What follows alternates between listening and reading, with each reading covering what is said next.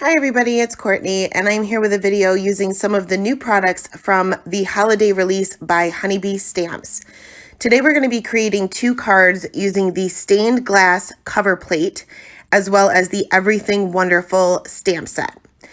So we're going to be basically keeping with the same color combination, but just having a little bit different of a layout for each of these cards. So for my first card here, I am bringing out my Misty because as you can see, this floral image is huge. It pretty much takes up your entire card. So I know I'm going to have to probably stamp this more than once. However, my stamp wasn't completely clean, so I didn't end up having to do that. But the first one, I'm going to go ahead and stamp this off to the side of my card panel. I'm using Fade Out ink by Ink on 3 because I am going to be doing some no line coloring. And as you can see, it definitely was a little bit darker than normal because my stamp wasn't clean. But that's okay. I'm going to be using pretty dark colors anyway, so it's almost going to completely hide it. So for my second one, I'm going to end up die cutting this. So I'm just going to go ahead and center this right in the center so that I have room to place that die. And again, stamp this down with that same Fade Out ink. Now I'm also going to take a piece of masking paper, and this is the Simon Says Stamp masking paper, and I'm going to be stamping the image on that as well. I did switch over to a black ink for this just so that it's a little bit easier for me to see as I'm doing my fussy cutting. Now, when I did my fussy cutting, I wasn't too concerned with getting right up to the black line, especially in those areas where those little berries and things are kind of hanging off to the side. I knew I wasn't going to be able to fussy cut those perfectly, so I wasn't too concerned about it. I can fix up any of those areas later on. And you can see that I didn't fussy cut the entire thing because that would have been a waste of time being half of our, or at least some of our image is kind of hanging off the side. So I went ahead and lined that up onto my card panel there. And then I'm going to go ahead and run the cover plate through my Gemini with a very heavyweight piece of cardstock. And I'm going to use this as a stencil. So I'm going to go ahead and line this up onto my card panel. And I'm taking a few pieces of Post-it note tape just to make sure that this doesn't kind of flip up a little bit. You can see once I ran this through my Gemini, the pressure from my die cutting machine kind of warped the paper a little bit. So I want to make sure that this is going to lay nice and flat while I do my ink blending. I'm going to be using two different colors of Distress Oxides. I'm going to be using tea dye as well as antique linen. I'm going to start off with the tea dye, which is just a little bit darker, and I'm pretty much going along the outline of the image. I'm using a blending brush. This is a blending buddy brush by Trinity Stamps. You can use an ink blending tool for this as well. And I want my darkest area to be closest to the actual image itself. I'm going to switch over to the antique linen and kind of just bring that color out a little bit. And I wanted this to pretty much fade off to white. So I just kind of peeked under my stencil or my homemade stencil there just to make sure that I had good coverage. I ended up having to add just a little bit more ink until I was happy with the results. I do want them to be subtle, but I want them to actually be seen as well. So once I was happy with that, I went ahead and removed my little homemade stencil there as well as the mask for my image. And I'm going to put this aside. I did end up trimming this down just a little bit because of those outlines of the cover plate. But we're going to jump into the coloring, and I color these exactly the same way. So I'm only going to show you little bits and pieces of it. So when I'm doing no line coloring and I want to kind of keep that texture, I want to keep those flick lines, and there is a lot of texture that's already within the illustration or already within this stamp that it can kind of guide you as far as where to put that texture. And in order to keep it, I go right in with my darkest color.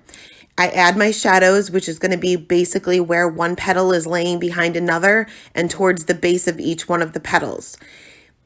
And I'm flicking that color out each and every time. Now, once I get to the lightest color, I'm starting to from the edge of the petal and kind of working my way down because I want to be careful not to overblend. If you go over the entire area too many times or for too long with that lightest color, you're just going to blend all of those colors together and you're going to kind of get a muddy look or a blurry look, and you're going to lose that texture. Now, no line coloring can be a little bit scary. It can be a lot scary, but I promise you guys, it's actually more forgiving than regular traditional coloring with that black outline, because if you make a mistake, nobody's going to know the difference because there's not that outline of the image to kind of guide them as far as where your shading should be and where your coloring should be. If you go out of the lines, just keep going with it. Not the end of the world. Now you can also see that there are some little indentations and little lines on the outer edge of some of these petals.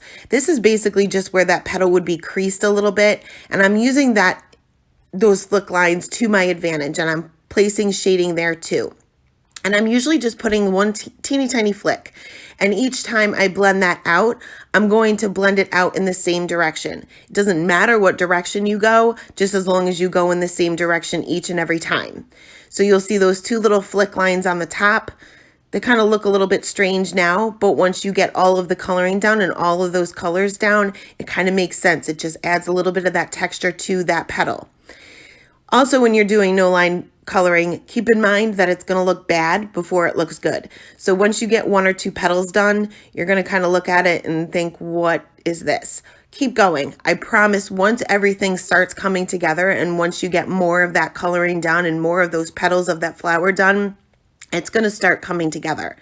I prefer to work on one petal at a time. For me, it's just a little bit easier to keep track of what I'm doing, especially being you're going to kind of lose those lines as you go.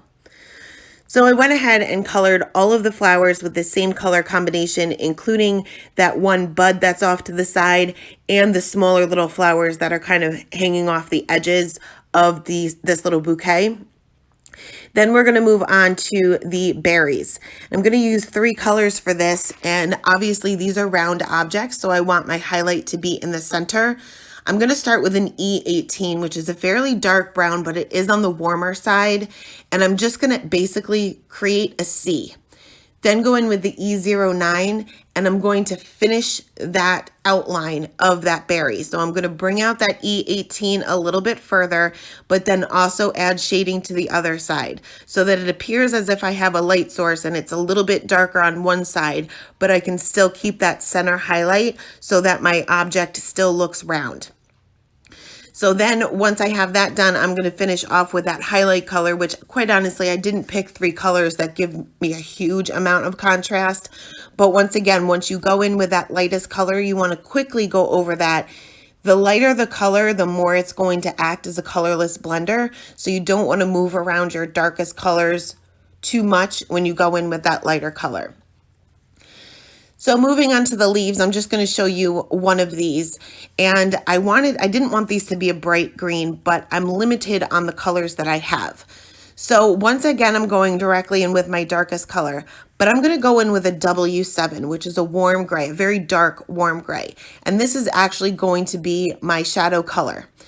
And then I'm going to go right over it with my greens. So for this particular leaf, you can kind of see that it's indented in the center and kind of bowed out on either side and then kind of dips back down on the edges. So I'm placing my shading right there in the center and I'm just flicking that color out and also adding some shading on either side of the leaf. Next, I'm bringing in that G99 and I'm going directly over that W7 so that it doesn't look so gray, but I still have that really dark, scary dark color. That's going to give you that contrast. Same thing with the G94. I'm just flicking that color out just a little bit. And you can see that I'm not leaving all that much room for my highlight color, but the highlight color will be in the areas that that leaf is raised up a little bit or bowed up, I guess you could say.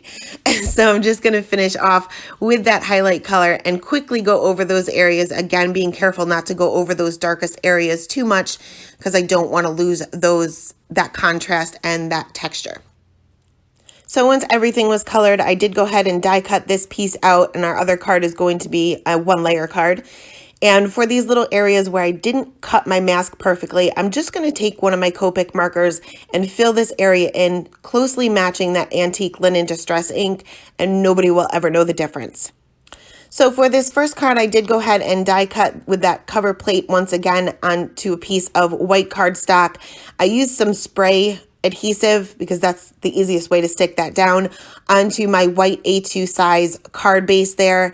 And then I'm going to go ahead and kind of play around with my arrangement of my flowers. Because this is such a large image, I didn't want too much of it hanging off, if at all, just because sometimes when you pull that in and out of an envelope, it can kind of mess up your card. So for my sentiment, I wanted my sentiment strip to match the colors of my flowers. So I'm going to take my Copic marker, and this is just one of the midtones. I definitely suggest using a midtone. I'm just going to scribble that onto a piece of white cardstock, and this will basically be my colored cardstock. Going to treat that with my anti-static tool and then stamp out my sentiment, and this is from the same stamp set, with my Versamark ink directly onto that colored area. Sprinkle on some white embossing powder and then heat set that. You do want to make sure that your heat gun is heated up for about 30 seconds or so before bringing that to the paper, because this will minimize the amount of warping that you have. So once that was heat set, I'm going to go ahead and trim this down. Now you can see that some of my letters kind of dip down a lot further than the rest. And I didn't want my sentiment strip to be too thick because I didn't want to cover up too much of my image. Spent way too much time coloring it and I didn't want to cover it up. So I'm just going to take my scissors there and I'm going to cut along the bottom portion of my sentiment, but I'm just going to kind of cut around that Y and the G.